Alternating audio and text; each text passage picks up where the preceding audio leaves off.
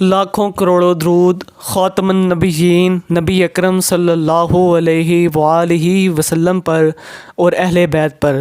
خوابوں کی تعبیر کے ایک نئے ایپیسوڈ کے ساتھ حیات اسلام کے تمام ناظرین کو السلام علیکم ورحمۃ اللہ وبرکاتہ۔ استغفار کے لفظی معنی ہیں گناہوں کی معافی مانگنا، استغفر اللہ کہنا، اللہ تعالیٰ سے بخشش طلب کرنا ہے۔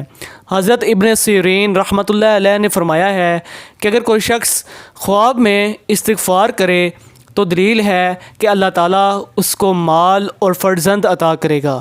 فرمان الہی ہے، ترجمہ: اللہ تعالیٰ سے بخشش مانگو کیونکہ وہ بخشنے والا ہے، تم پر موسلا دھار بارش کرے گا اور مال و اولاد سے مدد دے گا۔